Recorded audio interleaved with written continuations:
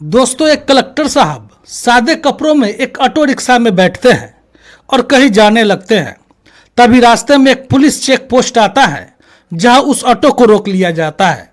Police वाले auto वाले से पैसे मांगने लगते हैं और जब यह कलेक्टर साहब उन्हें समझाने की कोशिश करते हैं तो उल्टा कलेक्टर साहब को ही पुलिस वाले डंडे दिखाने लगते हैं। यह देखकर कलेक्टर साहब थोड़ा नाराज हो जाते हैं और कहते हैं कि चलो थाने चलते हैं, वहां पर देखते हैं कि तुम हमारे साथ क्या करते हो। दोस्तों, कौन थे वे कलेक्टर साहब जो ऑटो रिक्शा में घूम रहे थे और ऐसा क्या कारण था कि उनके पास सरकारी गाड़ी या सुरक्षा नहीं थी? पूरी कहानी की सच्चाई जानने के लिए वीडियो को अंत तक जरूर देखें।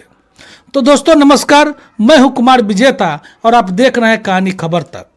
दोस्तों, वीडियो में आगे बढ़ने से पहले आपसे एक विनती है कि वीडियो पर एक लाइक करके चैनल को जरूर सब्सक्राइब कर ले ताकि आपका प्यार मिलता रहे और हमारा हौसला बढ़ता रहे। दोस्तों, यह कहानी महाराष्ट्र प्रदेश के पुणे के एक छोटे से गांव की है जहां एक लड़का रहता था जिसका नाम राहुल था। राहुल बहुत खुशमिजाज और बड़े अच्छे संस्कार और स्वभाव का लड़का था और सबकी मदद के लिए हमेशा तैयार रहता था। उसके पड़ोस वाले जब भी किसी काम के लिए उसे कहते थे तो राहुल झट से उनकी मदद कर दिया करता था। इसी वजह से वह गांव का चहेता बन चुका था। उसके घर में माता पिता और एक छोटी बहन थी। वह अब भी स्कूल जाया करता था और स्कूल के समय ही उसका सपना था कि वह पढ़ लिख कर एक बड़ा अफसर बने ताकि उसके पिता को लोग सम्मान की दृष्टि से देख सके। दोस्तों, धीरे धीरे समय बीतता गया और उसकी स्कूल की पढ़ाई पूरी हो जाती है। इसके बाद राहुल ने ग्रेजुएशन में दाखिला लिया और उसे भी अच्छे से पूरा किया। दोस्तों, 3 साल बाद उसकी ग्रेजुएशन पूरी हो जाती है।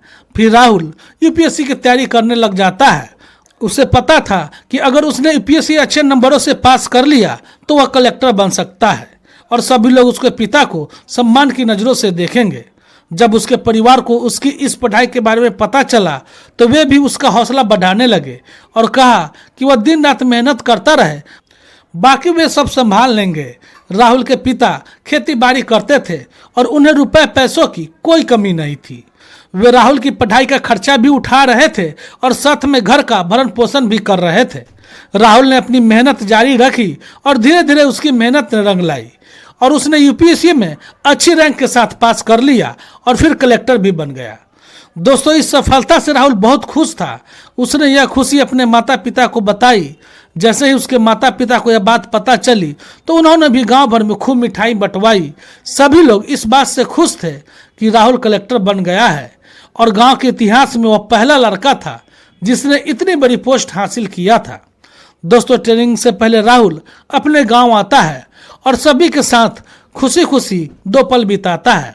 फिर उसका ट्रेनिंग का समय आ जाता है और वह ट्रेनिंग के लिए निकल पड़ता है। ट्रेनिंग के दौरान राहुल को कुछ वेतन मिला करता था जो अपने माता पिता के पास भेज दिया करता था। यह देख उसके माता पिता बहुत खुश होते थे और सोचते थे कि चलो अच्छा हुआ कि अब मेरा बेटा कमाने लगा है, इससे मुझे भी थोड़ी राहत मिलेगी। दोस्तों, धीरे धीरे राहुल की ट्रेनिंग पूरी हो जाती है और इसके बाद उसकी नियुक्ति एक जिले में हो जाती है। राहुल वह पूरी ईमानदारी और मेहनत से अपनी ड्यूटी करता है और कभी भी गलत काम बर्दाश्त नहीं करता है। इसी तरह उसे 2-3 साल तक अपनी ड्यूटी करते हुए हो चुके थे। एक दिन उसके मन में विचार आता है कि वह क्यों न घर जाए और कुछ समय गांव में बिताए, क्योंकि उसे अपने पुराने दिन याद आ रहे थे जब वह गांव में सभी लोगों की मदद करता था और लोग भी उसे बहुत ज़्यादा प्यार करते थे। इसी वजह से राहुल छुट्टी के लिए आवेदन करता है और कुछ ही दिनों में अपने गांव पहुंच जाता है। गांव में छुट्टियां बिताने के दौरान राहुल सभी से मिलते हैं और अपना हालचाल भी बताते हैं और सबकी खैरियत पूछते हैं। ऐसे में ही 2-3 महीने बीत जाते हैं। 2-3 महीने बाद उसके पिता कुछ सामान लाने के लिए कहते हैं और बताते हैं कि घर में फलना चीज़ खत्म हो गई है। राहुल सादे कपड़ों में साधारण रूप में तैयार होकर घर से निकलता है और ऑटो रिक्शा पकड़कर बाजार पहुंचता है जहां वह सामान की खरीदारी करता है। तभी उसे अपने बचपन की एक दोस्त याद आ जाती है जो अब इसी शहर में रहने लगा था। राहुल उससे मिलने का निश्चय करता है और उसके घर की ओर रवाना होता है। एक जगह खड़े होकर राहुल ऑटो रिक्शा को रोकने के लिए हाथ देता है।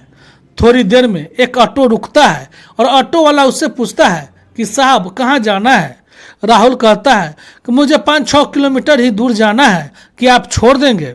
ऑटो वाला किराया तय करता है और उन्हें बिठा लेता है। राहुल पीछे बैठ जाता है और ऑटो उस दिशा में चल पड़ती है जहां राहुल को जाना था। कुछ दूर जाने के बाद एक पुलिस नाका आता है जहां कई पुलिस वाले वाहनों की चेकिंग कर रहे थे और चालान काट रहे थे। यह देखकर ऑटो वाला गाड़ी रोकता है और वापस जाने की बात करने लगता है। राहुल उससे पूछता है, भाई क्या हुआ? ऑटो वाला कहता है, साहब आगे पुलिस वाले हैं और यह बेमतलब के चालान काट देंगे। मैं नहीं चाहता कि मुझे चालान का सामना करना पड़े। इस पर राहुल कहता है, अरे ऐसी कोई बात नहीं है, आप आगे चलो चलो, मैं भी देखना चाहता हूँ कि यह तुम्हारे साथ क्या करते हैं। यह सुनकर ऑटो वाला थोड़ा हिचक जाता है, लेकिन राहुल के कहने पर वह ऑटो को आगे बढ़ा देता है।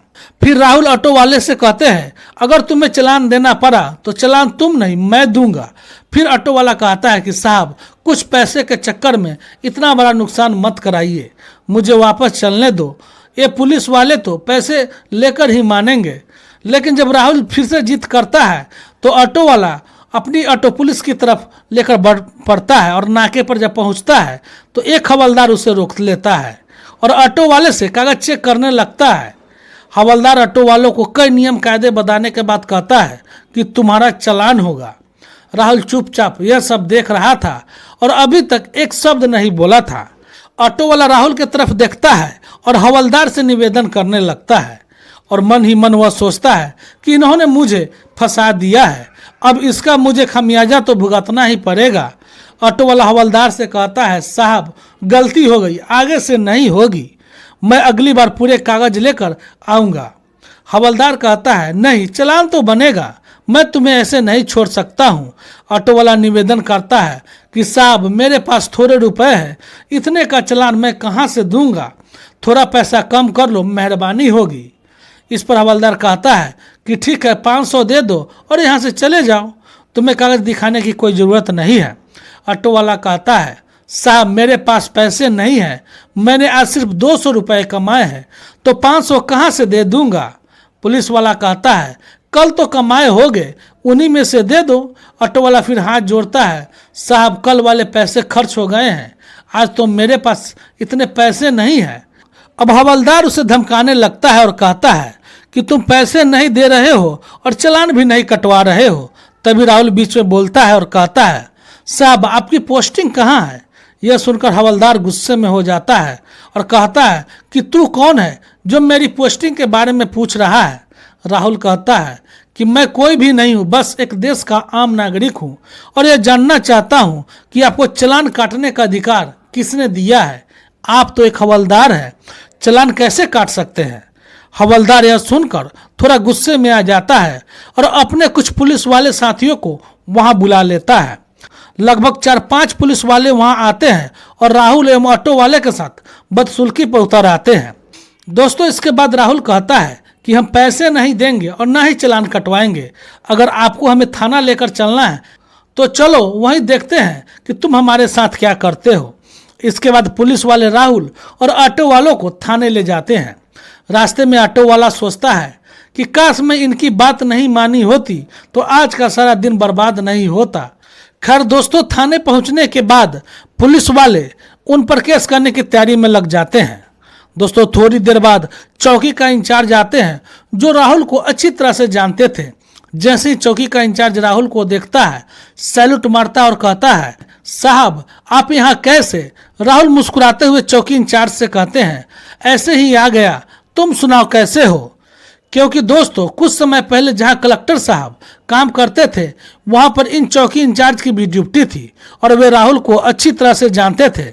जैसे ही चौकी इंचार्ज ने राहुल को सैल्यूट किया तो उन पुलिस वालों के चेहरे का रंग उड़ गया जो उन्हें पकड़ कर लाए थे। वे सोचने लगे यह कौन है। इसके बाद वे चौकी इंचार्ज से पूछते हैं, साहब यह कौन है? चौकी इंचार्ज बताता है, यह कलेक्टर साहब है, इनके साथ मैंने काफ़ी समय तक काम किया है, यह बहुत ईमानदार और मेहनती इंसान है। यह सुनते ही पुलिस वालों को मानो पांव से जमीन घिसक गई हो।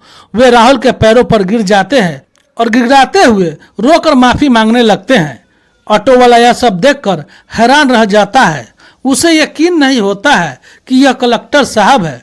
दरअसल राहुल अपने घर छुट्टी पर आए थे और साधारण भेष में ऑटो रिक्शा में बैठे थे। उन्हें अपने एक दोस्त से मिलना था, इसलिए यहाँ तक आ गए थे। ऑटो वाला इस बात को देखकर असमंजस में पड़ जाता है। इसके बाद दोस्तों राहुल पुलिस वालों को दूर हटाते हैं और एक लाइन में खड़ा करवाते हैं। इसके बाद वो उन्हें डांटते हुए कहते हैं, तुम्हें चालान काटने का अधिकार किसने दिया है? तुम जैसे लोगों की वजह से पूरा पुलिस विभाग बदनाम होता है। लोग पुलिस को अलग नजरिए से देखते हैं। चौकी इंचार्ज कहता है, साहब इनसे गलती हो गई है, इन्हें पता नहीं था कि आप कलेक्टर हैं।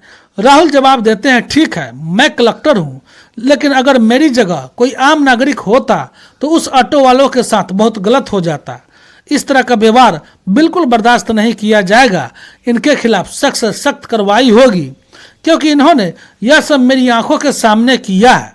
सबसे पहले इन्हें सस्पेंड करो और फिर इसके खिलाफ उचित कार्रवाई करो। दोस्तों इसके बाद राहुल ऑटो वाले के साथ थाने से बाहर निकल आते हैं। ऑटो वाले उनके सामने हाथ जोड़ते हुए कहता है कि साहब आप पहले ही बता देते। राहुल कहता है, कोई बात नहीं भाई, मेरा अच्छा खासा वेतन है और हमारी खेती बाड़ी भी है। आज तुम्हारा पूरा दिन मेरी वजह से बर्बाद हो गया है, तो इसकी भरपाई तो मैं ही करूंगा। ऐसा कहते हुए राहुल ऑटो वाले को 5,000 रुपये दे देते हैं। और जब यह पूरी बात राहुल को पिता को पता चलता है तो उनका सीना गर्व से चौड़ा हो जाता है। वे सोचते हैं कि उनके बेटे की ईमानदारी ने आज एक ऑटो वालों को बेवजह चालान से बचा लिया। फिर यह खबर पूरे गांव में फैल जाती है और लोग राहुल की तारीफ करने लगते हैं। इधर पुलिस वालों के खिलाफ जांच होने के बाद उचित कार्रवाई भी हो जाती है। तो दोस्तों यह थी पूरी कहानी। अब आप राहुल के बारे में, उनके पिता के बारे में और उस ऑटो रिक्शा वाले के बारे में क्या कहना चाहते हैं? आप कमेंट में अपनी राय जरूर लिखें। लेकिन दोस्तों इस कहानी को सुनाने का मकसद किसी को दुख देना या ठेस पहुंचाना नहीं है, बल्कि जागरूक करना और शिक्षित करना है। तो चलिए मिलते हैं फिर अगली वीडियो में एक दिल को छू लेने वाली सच्ची कहानी के साथ। जय हिंद, जय भारत।